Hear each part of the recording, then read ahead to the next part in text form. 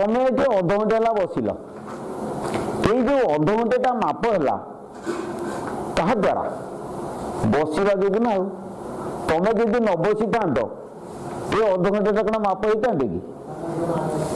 ସେ 5 ମିନିଟ୍ ହେଲା ସେଠି କାମ କଲାଣି, ସେ କାମ କରିବା ଉପରେ 5 ମିନିଟ୍ ନିର୍ଭର କରୁଛି ନା ନାହିଁ। ସୁତରାଂ ସମୟ କେବେ ଏକାକି ରହିପାରିବନି, ସ୍ୱାଧୀନ ଭାବରେ ଶୂନ୍ୟରେ ରହିପାରିବନି। ମନେ ବୁଝିପାରିଲେ ନା? ସମୟ କେବେ ଶୂନ୍ୟରେ ସ୍ୱାଧୀନ ଭାବରେ ରହିପାରିବନି କଷିନି କାଳେ। ତମେ ଦେଖୁନ ବର୍ତ୍ତମାନ ତମେ ସମୟକୁ ତାହା ଉପରେ ଗୋଟେ ଅବଲମ୍ବନ ନ କରିକି ସ୍ୱତନ୍ତ୍ର କହିବ ମତେ କହିଲୁ ମତେ 5 କେଜି ସମୟ ଦେଲୁ, କୋଉଠୁ ଆଣିବୁ ସମୟ? ଖାଲି ଯଦି ମନେ ମତେ କହିବୁ 20 ମିନିଟ୍ 20 ମିନିଟ୍, ଆରେ 20 ମିନିଟ୍ କ'ଣ ନା 20 ମିନିଟ୍ ବସିଲେ ସିନା ସମୟଟାକୁ କହିବ, ନ ବସିଲେ କ'ଣ ସମୟ କହିବ? ସୁତରାଂ ଏଥିରୁ ପ୍ରମାଣ ହେଉଛି ଯେ ଆଇନଷ୍ଟାଇନ ଯାହା କହିଲେ ସେଥିରେ ଟିକେ ତ୍ରୁଟି ରହିଛି। କ'ଣ ଯେ ସମୟକୁ ସମୟ ଯଦି ନିରପେକ୍ଷ, ସମୟ ଯଦି କାହାକୁ ଅବଲମ୍ବନ କରେ ତାହେଲେ ଚତୁର୍ଥ ପରିସରରେ ସମୟ କାହାକୁ ଅବଲମ୍ବନ କରେ? ପ୍ରଶ୍ନ ଆସିଗଲା। ତେଣୁ ଏଥିରୁ ଆମ ଦର୍ଶନ କହୁଛି, ଭାରତୀୟ ଦର୍ଶନ କହୁଛି, ବାସୁଦେବ କହୁଛନ୍ତି ନାଇଁ ନାଇଁ, ଚତୁର୍ଥ ପରିସରରେ ସମୟ ଚେତନ ବଳକୁ ଅବଲମ୍ବନ କରେ। ବୁଝିଲ କି? ଯାହାର ଅନ୍ୟ ନାମ ହେଉଛି, ଯାହାର ଆମର ଭାଗବତ ନାମ ହେଉଛି କାଳ। ବୁଝିପାରିଲେ ନା? ବ୍ରହ୍ମକୁ ଆଶ୍ରୟ କରିକି କାଳ ରହିଥାଏ, କାଳ ସବୁବେଳେ ରହିଥାଏ। ପୂର୍ବରୁ ମୁଁ କହିଥିଲି ଈଶ୍ୱର ତେଜ ଅନ୍ତରାଳ ତକ୍ଷଣ ଉପୁଜିଲା କାଳ, କାଳ ଉପୁଜିଲେ ସେ ଅନ୍ୟ ଭାଗ ହୁଏ। କାଳ ଅବ୍ୟକ୍ତ ରୂପରେ ଥାଏ। କୋଉଠି? ବ୍ରହ୍ମଙ୍କ ଦେହରେ ଲୁଚିକି କାଳ ଥାଏ। ଯେତେବେଳେ ଜଗତ ସୃଷ୍ଟି ହୁଏ ସେଠି କାଳ କ'ଣ ହୁଏ ନା 3 ଭାଗରେ ବିଭକ୍ତ ହୋଇଯାଏ। ପ୍ରଥମ ଯୋଉ କାଳ ଥାଏ ସେ କେବଳ ଚଳିତ, ସବୁବେଳ ପାଇଁ ସେ ରହିଛି, ତାର ଶେଷ ନାହିଁ, ସେ କାଳର ଶେଷ ନାହିଁ। ଯେହେତୁ ମୁଁ ଗୋଟେ ଘର ତିଆରି କଲି, 1950 ମସିହାରେ ଘରଟେ ତିଆରି କଲି, କାଳ ନାଗିଲା ମୋ ପାଖରେ। କ'ଣ? ଯଦି 1950 ତିଆରି କଲି 2020 ମସିହାରେ ସେ ନଷ୍ଟ ହେଇଗଲା, ତାହେଲେ କୁହ ଏଠି କାଳଟା 3 ଭାଗରେ ବିଭକ୍ତ ହେଇଗଲା। କ'ଣ ନା ଅତୀତ, ବର୍ତ୍ତମାନ, ଭବିଷ୍ୟତ। 1950 ପୂର୍ବରୁ କାଳଟା ମୋ ଘର ପାଇଁ ଥିଲା ଅତୀତ, 1950ରୁ 2020 କାଳଟା ହେଇଗଲା ବର୍ତ୍ତମାନ, 20 ଯେତେବେଳେ ଘରଟା ନଷ୍ଟ ହେଇଗଲା ସେଟା ହେଇଗଲା ଭବିଷ୍ୟତ। ତେଣୁ ଯେତେବେଳେ କୌଣସି ଗୋଟେ ଜିନିଷ ସୃଷ୍ଟି ହୁଏ ସେତେବେଳେ କାଳଟା 3ଟା ରୂପ ଧାରଣ କରେ। ସୃଷ୍ଟି ପୂର୍ବରୁ ସେ 1 ରୂପରେ ଥାଏ, ଅବ୍ୟକ୍ତ ଏବଂ 1 ରୂପରେ ଥାଏ। ମନେ ରଖ, ଏଗୁଡ଼ା ସବୁ କଠିନ କଥା, ସତ କଥା। ସେଥିପାଇଁ ମୁଁ ତମକୁ ଗୋଟେ ଉଦାହରଣ ଦେବି, ଛୋଟ ଉଦାହରଣଟେ ଦେବି। କ'ଣ ଯେ କେମିତି ଅବ୍ୟକ୍ତ କାଳ ଆଉ 3 ଭାଗରେ ବିଭକ୍ତ ହେଉଛି ମୁଁ ତମକୁ ବୁଝେଇ ଦେଉଛି। ଗୋଟେ ଟ୍ରେନ ସେ ଭୁବନେଶ୍ୱରରୁ ବାହାରିଲା, ସେ ଯିବ ଖଡ଼ଗପୁର। ଧର କଥା ଟିକେ, ଟ୍ରେନଟି ଭୁବନେଶ୍ୱରରୁ ବାହାରିଲା, ଯିବ ଖଡ଼ଗପୁର। ଜଣେ ପାସେଞ୍ଜର ସେ ଭୁବନେଶ୍ୱରରୁ ବସିଲା ଖଡ଼ଗପୁରକୁ ଯିବା ପାଇଁ, ବସିଲା, ସେ ବସିଛି, ଟ୍ରେନଟି ଚାଲିଛି। ଆଚ୍ଛା, ମଞ୍ଜୁରୋଡ ଷ୍ଟେସନରେ ଗୋଟେ ଲୋକ ସେ ଟ୍ରେନକୁ ଅପେକ୍ଷା କରିଛି। ସେ ଲୋକଟା ଯେତେବେଳେ ଚଢ଼ିଲା, ଏ ଲୋକଟା କ'ଣ ସେତେବେଳେ ଚଢ଼ିବ କି? କିଛି ସମୟ ପରେ ଚଢ଼ିଲା। ଯେତେବେଳେ ଚଢ଼ିଲା ଇଏ ପୁଣି ଯାଇ ଭଦ୍ରକରେ ଓହ୍ଲେଇଗଲା, କିନ୍ତୁ ସେ ଲୋକଟା ବସିଛି। ଆଚ୍ଛା, ଯୋଉ ଲୋକଟା ଭୁବନେଶ୍ୱରରୁ ଖଡ଼ଗପୁର ଗଲା ସେଇ ସମୟ ଭିତରେ ତାର ପାଇଁ ସେଟା ହେଉଛି ବର୍ତ୍ତମାନ କାଳ। ବସିଛି ନା ଭୁବନେଶ୍ୱରରୁ ଖଡ଼ଗପୁର, ସେ କାଳଟା ହେଲା ତା ପାଇଁ ବର୍ତ୍ତମାନ, ସେଟା ହେଉଛି ଅସୀମ କାଳ। କିନ୍ତୁ ଯୋଉ ଲୋକଟା ମଞ୍ଜୁରୋଡରୁ ଚଳିଲା, ଭୁବନେଶ୍ୱରରୁ ମଞ୍ଜୁରୋଡ ପର୍ଯ୍ୟନ୍ତ ଯୋଉ କାଳଟା ଥିଲା, ଏ ମଞ୍ଜୁରୋଡ ଲୋକଟା ପାଇଁ ସେଟା ଥିଲା ଅତୀତ। ଅତୀତରେ ଟ୍ରେନଟା ଆସୁଛି ତା ପାଖକୁ, ହେଲା ଅତୀତ। ଆଚ୍ଛା, ମଞ୍ଜୁରୋଡରୁ ଯେତେବେଳେ ଭଦ୍ରକ ଗଲା ସେ ସେବେଳେ ତା ବର୍ତ୍ତମାନ ନା, ସେ ବସିକି ରହିଲା ତାଠେ। ଆଚ୍ଛା, ଭଦ୍ରକରେ ଯେତେବେଳେ ଓହ୍ଲେଇ ଗଲା ସେ କାଳଟା ତା ପାଇଁ ହେଲା ଭବିଷ୍ୟତ। ତେଣୁ ଏଇ ଯୋଉ ସସୀମ କାଳଟା 3 ଭାଗରେ ବିଭକ୍ତ, ଗୋଟେ ଅତୀତ, ଗୋଟେ ବର୍ତ୍ତମାନ, ଗୋଟେ ଭବିଷ୍ୟତ। କିନ୍ତୁ ଅସୀମ କାଳ ଗୋଟିଏ ରୂପ, ସେ ତ ବସିଛି, ଚାଲିଛି ନା। ଯଦି ସେଇଭଳିଆ କହିବା, ବୁଝିପାରିଲେ କି? ସେ ପାସେଞ୍ଜରଟା ଯଦି କାଳ ହୁଏ, ଟ୍ରେନଟା ଯଦି ବଳ ହୁଏ, ପାସେଞ୍ଜରଟା ଯଦି କାଳ ହୁଏ, ତାହେଲେ ବଳର ଯେହେତୁ ସୀମା ନାହିଁ, ଅସୀମ, ବିଶ୍ୱ ବ୍ରହ୍ମାଣ୍ଡ ପର୍ଯ୍ୟନ୍ତ ସେ ରହିଛି, କାଳର ମଧ୍ୟ ସୀମା ନାହିଁ, ତାକୁ ଅବ୍ୟକ୍ତ କାଳ କହିବା ଏବଂ ତାକୁ ବିଶ୍ୱଜ କାଳ ଯଦି ଆମେ ତାକୁ କହିବା, ସେ ବିଶ୍ୱରେ ସେ କାଳ ରହିଛି, ଚାଲିଛି, ସେ ସର୍ବଦା ବର୍ତ୍ତମାନ, ସେ ପୁରା ମୂଳରୁ ଶେଷ ପର୍ଯ୍ୟନ୍ତ ସେ କାଳଟା ତାର ଚାଲିଛି, ତା ଦେହରେ ବଳଟା ରହିଛି। ସେଥିପାଇଁ ଏଠୁ କ'ଣ ଜଣା ପଡ଼ିଲା, କାଳଟା ହେଉଛି ସାପେକ୍ଷିକ, ସ୍ୱାବଲମ୍ବୀ, ବଳକୁ ଅବଲମ୍ବନ କଲା, କିନ୍ତୁ ବଳଟା ହେଉଛି ନିରପେକ୍ଷ, ନିରାଲମ୍ବ। କାଳକୁ ବଳ ଆଶ୍ରୟ କରିନାହିଁ, କିନ୍ତୁ ବଳକୁ କାଳ ଆଶ୍ରୟ କରିଛି। ତେଣୁ କାଳ ଯେହେତୁ ସାପେକ୍ଷିକ, କାଳ କେବେ ବିଶ୍ୱ ବ୍ରହ୍ମାଣ୍ଡରେ ନିରପେକ୍ଷ ହେଇପାରିବନି, ଏଟା ବିଜ୍ଞାନ ବି କହୁଛି। କାଳ କେବେ ନିରପେକ୍ଷ ନୁହେଁ। ବାସ୍ ଠିକ ଅଛି, ତମ କଥା ଠିକ, କାଳ ନିରପେକ୍ଷ ନୁହେଁ। ତାହେଲେ କାଳ ଯଦି ନିରପେକ୍ଷ ନୁହେଁ, ତାହେଲେ ନିରପେକ୍ଷ କିଏ, କାହାକୁ ଆଶ୍ରୟ କରି କାଳ ରହୁଛି? ସେଇ ସତ୍ତାଟାର ଅସ୍ତିତ୍ଵ ବିଜ୍ଞାନ ଏପର୍ଯ୍ୟନ୍ତ ଦେଇପାରି ନାହିଁ, ଯାହାକୁ ଶ୍ରୀ ବ୍ୟାସଦେବ ଶ୍ରୀମଦ୍ ଭାଗବତମରେ ଲେଖିଛନ୍ତି ଗୋଟି ଗୋଟି କରିକି। ଏ କ୍ଷୁଦ୍ର ବିଷୟରେ ତାକୁ ରିସର୍ଚ୍ଚ କରି ତମ ପାଖରେ ପହଞ୍ଚଉଛି ଯେ ଅବ୍ୟକ୍ତ କାଳ କେବଳ ଆଶ୍ରୟ କରେ କାହାକୁ ନା ବ୍ରହ୍ମକୁ। ଦର୍ଶନ ଭାଷାରେ କହିବା, ବିଜ୍ଞାନ ଭାଷାରେ କହିବା, କାଳ ହଉଛି ବଳକୁ ଆଶ୍ରୟ କରିକି ରହିଲା। ଯେତେବେଳେ ବିଶ୍ୱ ସୃଷ୍ଟି ହେଲା କି ଆମର ମହେନ୍ଦ୍ର ମିଶ୍ରଙ୍କ କଥା ମୁଁ କହୁଛି, ଯେତେବେଳେ ବିଶ୍ୱ ନଥିଲା ରେ ବାବୁ, ଆତ୍ମା ଥିଲା ବିରାଜିତ, ଏବେ ମଧ୍ୟ ଆତ୍ମା ବିରାଜୁ ଅଛି ରେ, ଭବିଷ୍ୟତ ନିଶ୍ଚିତ। ଦେଖ ଚାଲିଛି ନା ନା ତୁମକୁ ଖରାପ ହେଇଯିବ। ତେଣୁ ଏଇ ଯୋଉ ଆତ୍ମା ଯାହାକୁ ଆମେ କହୁଛନ୍ତି, ସେଟା ହଉଛି ଚେତନ ବଳ। ଆତ୍ମାକୁ ଆମେ କହିବା ଚେତନ ବଳ। ଏ ବିଶ୍ୱ ଯେତେବେଳେ ନଥିଲା ସେ ଥିଲା, ବିଶ୍ୱ ଯେତେବେଳେ ଅଛି ସେ ଅଛି, ବିଶ୍ୱ ଯେତେବେଳେ ଚାଲିଯିବ ସେ ମଧ୍ୟ ରହିବ। କଣ ବୁଝିପାରିଲେ ନା? ଏଇ ଯୋଉ ଚେତନ ବଳ ବ୍ରହ୍ମ ପ୍ରଥମେ ଯେତେବେଳେ ଥିଲେ ଜଗତରେ, ସେ ସୃଷ୍ଟି ହେଲେ କେମିତି? ଗୋଟେ ଛୋଟିଆ ପ୍ରଶ୍ନ ମୁଁ ପଚାରିବି। ଗୋଟେ ଜିନିଷ ତ ରହିଲା, ତାକୁ ତ କେହି ବଳ ପ୍ରୟୋଗ କରୁନି, ଏକୁଟିଆ ଅଛି, ତାର ଆଉ କେହି ନାହାନ୍ତି ଜଗତରେ, ସେ ପୁଣି ସୃଷ୍ଟି ହବ କେମିତି? ଗୋଟେ ଜିନିଷ ତାର ରହିଛି, ତାକୁ ଆଉ କେହି ହାତ ମାରୁନାହାନ୍ତି, ସେ ବେଳେ ବେଳେ କେମିତି ସୃଷ୍ଟି ହବ? କେବେ ସମ୍ଭବ ନୁହେଁ। କେମିତି ବେଳେ ବେଳେ ସୃଷ୍ଟି ହବ? ନାଇଁ ନାଇଁ, ଜଡ଼ ପଦାର୍ଥ ପଡ଼ିବ ରହିବ, କିନ୍ତୁ ଚେତନ ପଦାର୍ଥ ନିଜେ ନିଜର କାରକ। ସେ ଚାହିଁଲେ ରହିବ, ସେ ଚାହିଁଲେ ପଳେଇବ। ତମ ସେଇ ଚେତନ ବଳ କାମ କରୁଛି, ତମେ ଚାହିଁଲେ ଏଠି ବସିଛ, ଚାହିଁଲେ ଏଠିକି ପଳେଇବ। ତେଣୁ ତମେ ହେଲ ସ୍ୱାବଲମ୍ବୀ। ତମ ଭିତରେ ଯୋଉ ବଳଟା ଅଛି ସେଟା ହଉଛି ସ୍ୱାବଲମ୍ବୀ। ଗୋଟେ ଉଦାହରଣ ମୁଁ ଦଉଛି ଶୁଣ। ଗୋଟେ ଟେକା ଆଣ ଆଉ ଗୋଟେ ପିମ୍ପୁଡ଼ି ଆଣ, ଦିଟାକୁ ତମେ ଥୋଇଦିଅ। ଦିଟାକୁ ଥୋଇଦେଲା ଆଜି, ପଳା, କାଲି ସକାଳୁ ଆସିବ, କଣ ଦେଖିବ? ପିମ୍ପୁଡ଼ି ନଥିବ, ଟେକାଟି ଅଛି। କାରଣ ଟେକାଟି ଜଡ଼ତା ନିୟମ ମାନିକି ସେ ଜାଗାରେ ରହିଲା, କିନ୍ତୁ ପିମ୍ପୁଡ଼ିକି ଭୋକ କଲା, ସେ ଖାଦ୍ୟ ଅନୁସରଣ କଲା, ଗଲା କେମିତି? ତାର ଯୋଉ 2 ଗ୍ରାମ କି 3 ଗ୍ରାମ ଦେହଟାକୁ ଉଠେଇକି ନେଲା କିଏ? ସେ ଯିଏ ନେଲା, ତା ଭିତରେ ଗୋଟେ ବଳ କାମ କରୁଛି, ତା ନାଁ ହଉଛି ଚେତନ ବଳ। ଚେତନ ବଳ ତାକୁ ଉଠେଇକିରି ନେଇଗଲା। ଜଡ଼ ବଳ ନେଇପାରିବ? କେମିତି ନେଲା ଚେତନ ବଳ? ତା ଫର୍ମୁଲାଟା କଣ ମୁଁ ବୁଝେଇ ଦଉଛି। ଚେତନ ବଳଟା ହଉଛି କଣ?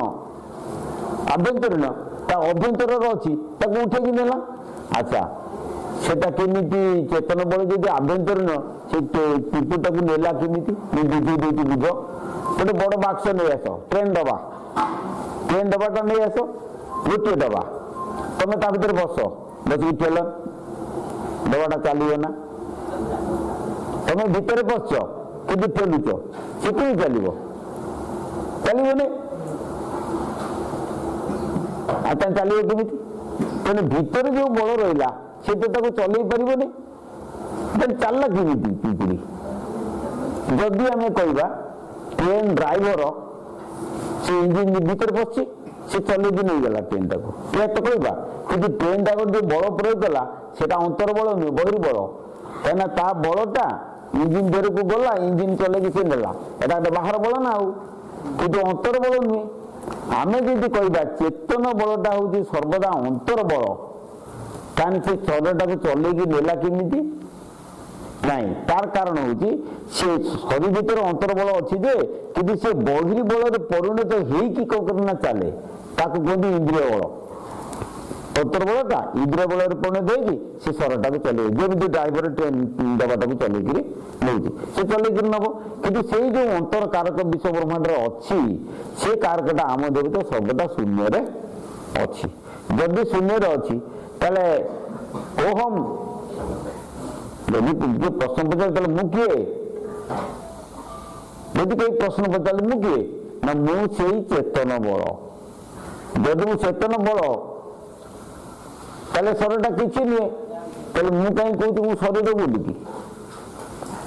ଗୋଟେ ଅନ୍ଧାର ରାତିରେ ନିର୍ଣ୍ଣୟରେ ତା ଯୋଉ ଗାଡିଟା ଯୋଉ ବାଇକଟା ତା ଲାଇଟଟା ଖରାପ ହେଇଗଲା, ମେଘ ବାଡଉଛି, ସେ ପିଲି ପିଲିକା ଯାଉଛି, ତାଙ୍କ ଗାଁରୁ ଜଣେ ଆସିବେ କିଏ? ନା ମୁଁ ପା ଆଜ୍ଞା ନିମାଇ। ଆରେ ତୁ କଣ ନିମାଇ? ତୁ ନିମାଇ ନା?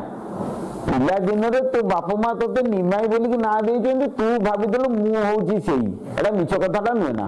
ତୋତେ ନିମାଇ ନ ଦେଇକି ତୋତେ ଯଦି ଅମୃତ ବୋଲି କିଏ ଦେଇଥାନ୍ତା? ତୁ କହୁଛନ୍ତି ମୁଁ ସେଇ। ତେଣୁ ମୁଁ ବୋଲିକି ଯୋଉ ଶବ୍ଦ ଆମେ ଆଣୁଛନ୍ତି ଏଗୁଡ଼ା ସବୁ ମିଛ, କାହିଁକି ନା କଳ୍ପିତ। ବାପା ମା କଳ୍ପନା କରିକି ରାମା ଦାମା ସାମା ଅମକ ଧମକ ଯୋଉ ନାଁ ଦେଇଛନ୍ତି, ସେଇ ନାଁରେ ମୁଁ ଭାବିଛି ମୁଁ ସେଇ। ବାସ୍ତବ ମୁଁ ସିଏ ନୁହେଁ ହେଲା।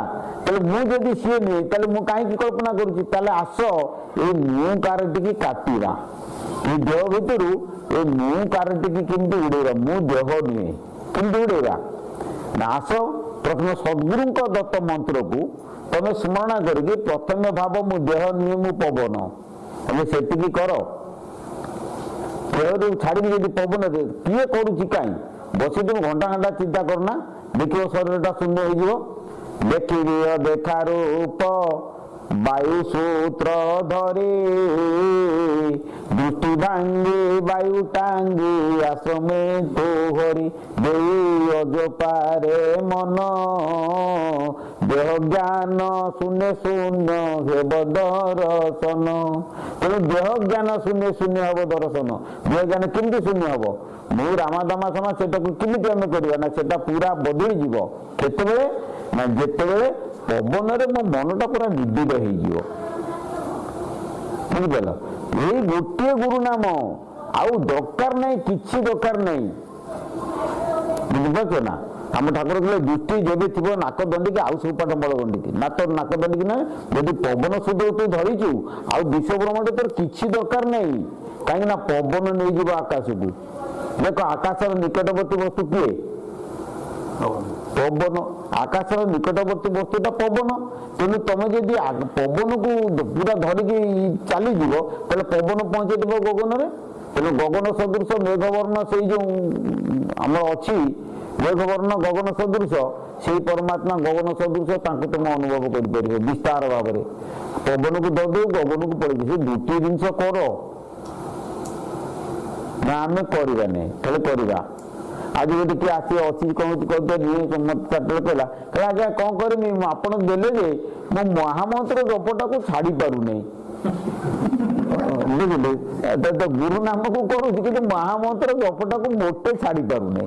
ମୁଁ ଯଦି ନ ଛାଡି ପାରୁଛି ତାହେଲେ ଗୋଟେ କଥା ଟିକେ ଓଲଟେକି ଜପ, ଆଉ କଣ କରିବା? ତୁ ଜପୁଛୁ ହରେ କୃଷ୍ଣ କୃଷ୍ଣ କୃଷ୍ଣ ହରେ ହରେ, ସେଟାକୁ ଓଲଟେଇ ଦେଇକି ହରେ ରାମ ରାମ ରାମ ହରେ ହରେ ଆଗେ କହିବୁ। ଆଉ କଣ କରିବୁ? ସେ ଯେତେବେଳେ କହୁଛି ତୋର କର। ତେଣୁ ଦେବେ। ଆମର ଗୋଟେ କଥା ଅଛି, ବଜାରରେ କଣ ସିନ୍ଦୁର ନାହିଁ, ଅଭାଗିନୀ କପାଳରେ ନାହିଁ।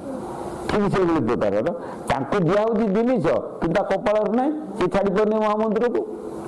କଣ ବୁଝିପାରୁଛ ନା? କିନ୍ତୁ ମହାମନ୍ତ୍ର ହେଲା ଜପା, ଗୁରୁ ଦେଲେ ଅଜପା, କିନ୍ତୁ ମୁଁ ଛାଡି ପାରୁନି। ଅର୍ଥାତ୍ କଲେଜକୁ ଯାଇକି କହୁଛି ସାର୍ ମୁଁ ସ୍ଲେଟରେ ଯାଉଛି ଆଉ ଥରେ ମଡେଇବି।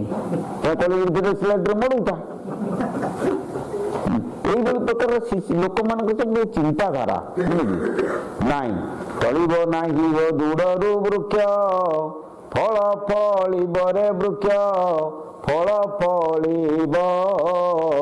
ଟେକା ଟେକି କଥା ନ ଶୁଣି ମନ, ଧୀର କରିବ। ଠୁଳ ବ୍ରହ୍ମଲୟ ରଖିଲେ ପୁତା ଅଜାମ୍ର ହୋଇରେ ପୁତା ଅଜାମ୍ର ହୋଇ। ଠାରି କହିବେ ସଦଗୁରୁ ଦୟା ନିଧି କହଇ। ଡର ଭୟ ହୃଦୁ ଛାଡ଼ିବ ୟପଦ ପାଇରେ ଅବ ୟପଦ ପାଇ। ଦୋଳା ପିତୁଳା ସ୍ଥିର କରିବାରେ ଦେବୁଅ ନାଇଁ। ବାକି ଅଛି ଅର୍ଦ୍ଧ ମାତ୍ରାଟି ଯେବେ ଦୟା ବହିବରେ ଯେବେ ଦୟା ବହିବ। ଢାଳେ ଚେଚିବୁ ଶ୍ରୀ ଦୟା କହେ ଶୂନ୍ୟପୁର ଦିଶିବ। ଅଛନ୍ତି ସେ ଶୂନ୍ୟପୁରରେ ଶୂନ୍ୟ ବାସି ଠାକୁରରେ ଶୂନ୍ୟ ବାସି ଠାକୁର। 49 ସ୍ଥିର 50 ହେଲେ ହୋଇବୁ ଧୀର। ତେଣୁ କେମିତି 49 ସ୍ଥିର 50 49 ବାଇ ଷଡ଼ ପଦ୍ମରେ କି ଷଡ଼ ଚକ୍ରରେ ଅଛି। ପବନ ସ୍ଥିର ହେଲେ ସିନା କେମିତି ସ୍ଥିର ହବ?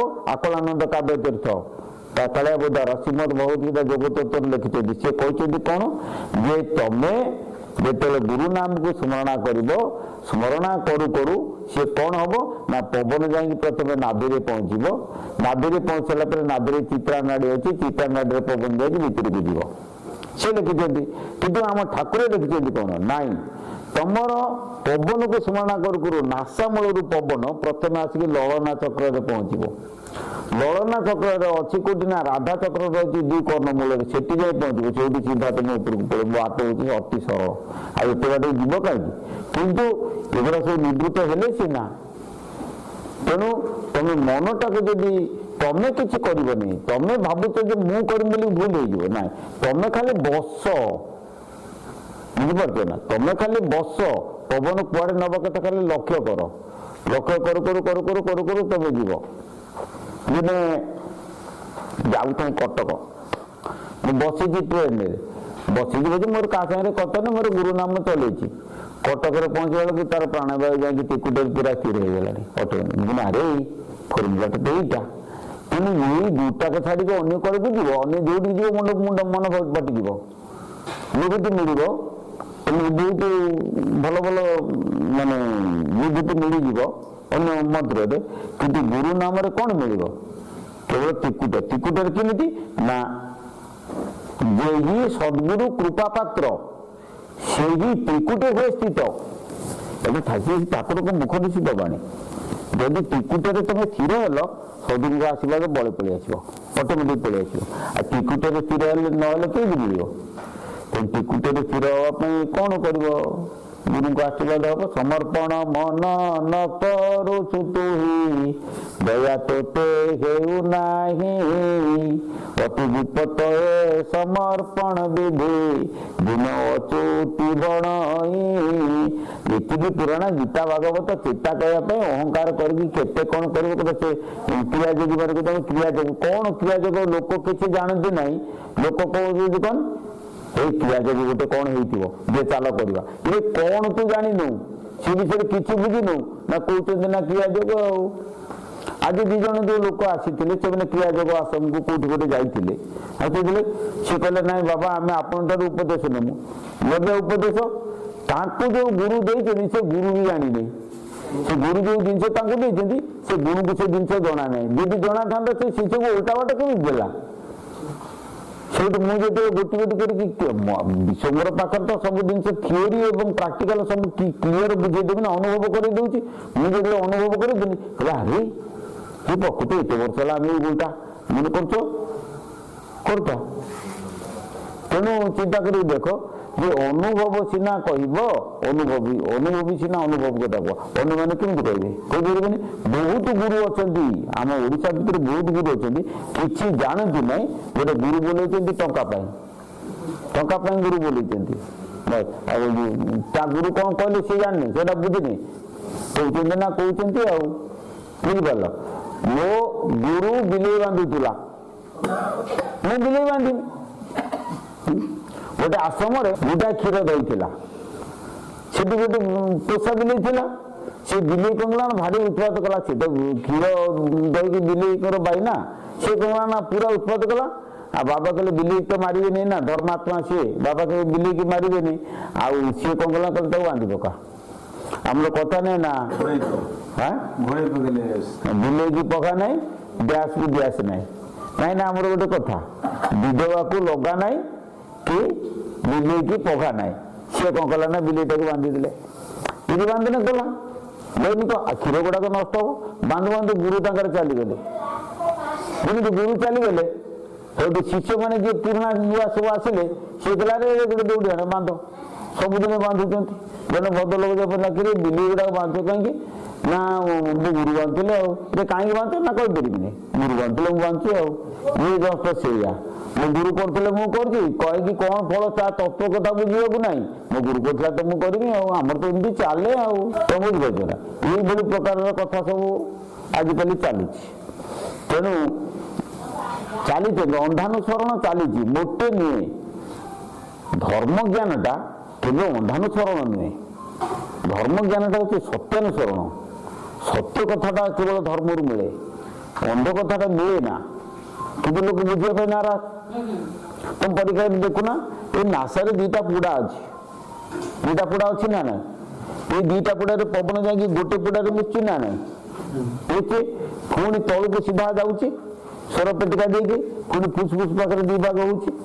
ଏଇଟା ତ ସତ କଥାଟା ଦେଖା ହୁଏ, ଏଟାକୁ ଦୁମୁଆ ସର୍ପ କହନ୍ତି। ତେଣୁ ଯଦି ଏଇଆ ହେଲା ଯେ ନାସା ମୂଳରେ ଜଣେ ବାବା ଆମର ଥିଲେ, କହିଲେ ନାସାଗ୍ର କାହାକୁ କୁହନ୍ତି? ମୁଁ କହିଲି ଆଜ୍ଞା ମୁଁ କହିପାରିବିନି। କହିଲେ ନାସାଗ୍ର ପାଉଛି ଏଇଟା। ସେ ତାଙ୍କର ସେଇଆ ତାଙ୍କର କଣ ଗୋଟେ ଭାବିଲେ, ସେ ତାଙ୍କର କହିଲେ ନାସାଗ୍ର ହଉଛି ଏଇଆ ଏଇଟା। ଆମ ଘରେ ଯୁକ୍ତି କରୁନଥିଲେ କଣ୍ଟି ବାବା, ଏ କଣ୍ଟି ଯାଇପାରି ଯାଇକି ଗୋବିନ୍ଦ ବାବା ପାଖକୁ ଗଲି, ସେ କହିଲେ ନାସାଗ୍ର ହଉଛି ଏଇଟା। ମୁଁ କହିଲି ବାହ ବଢିଆ କଥା, ସେ ତାର ବୁଝିଛି ସେଇଆ। କାହିଁକି ଏମିତି ଏମିତି ସବୁ ଚାହିଁବେ ତ ଆତ୍ମିକା କରିବେ, ଆଉ ତେଣୁ ସେ କରିବେ। ଆଉ ମନେ ରଖ, ତ୍ରିକୁଟକୁ ଧ୍ୟାନ କଲେ ଅହଙ୍କାର ବୃଦ୍ଧି ପାଏ ନିଶ୍ଚୟ। କାହିଁକି ଅହଙ୍କାରର ଘର ହଉଛି ତ୍ରିକୁଟ ନା। ତମେ ତ୍ରିକୁଟକୁ ଧ୍ୟାନ କଲେ ଅହଙ୍କାର ବୃଦ୍ଧି ପାଇବ। ଅହଙ୍କାର ବୃଦ୍ଧି ପାଇଲେ କିଛି ଅସୁବିଧା ନାହିଁ, ଯେତିକି ଭଲ ଦବ ସେତିକି ମନ୍ଦ ଦବ କି ସେ ତ୍ରିକୁଟ। କିନ୍ତୁ ଅହଙ୍କାର ବୃଦ୍ଧି ପାଇ ସାରିଲା ପରେ ତମେ ସମ୍ଭାଳି ପାଇଲେ ତ ଅହଙ୍କାରକୁ ଅଟକେଇବାର ଅଧିକାର ତମ ପାଖରେ ଅଛି ନାଇଁ। ତମେ ଯେତେବେଳେ ଅହଂପୂର୍ଣ୍ଣ କଥାବାର୍ତ୍ତା କଲେ ଲୋକ ସେଠୁ ବାଡିବେ ନିଶ୍ଚିତ। ଦେଖ ପରୀକ୍ଷା କରିକି, ଅହଙ୍କାରୀକି ସମସ୍ତେ ଖରାପ ପାଆନ୍ତି। ଅହଙ୍କାର ଯାହାର ଥାଏ ତାକୁ ସମସ୍ତେ ଖରାପ ପାଇବେ, ଯାହାର ଅହଙ୍କାର ନାହିଁ ତାକୁ ସମସ୍ତେ ଭଲ ପାଇବେ। ତେଣୁ ତମର ତ୍ରିକୁଟକୁ ଧ୍ୟାନ କଲେ ଅହଙ୍କାର ବୃଦ୍ଧି ପାଏ, ନାସାଗ୍ରକୁ ଧ୍ୟାନ କଲେ ଧୀର ନମ୍ର ସତ୍ୱଗୁଣ ବୃଦ୍ଧି ପାଏ। ତେଣୁ ଆମେ ନାସାଗ୍ରକୁ କାହିଁ ଧ୍ୟାନ କରିବାନି?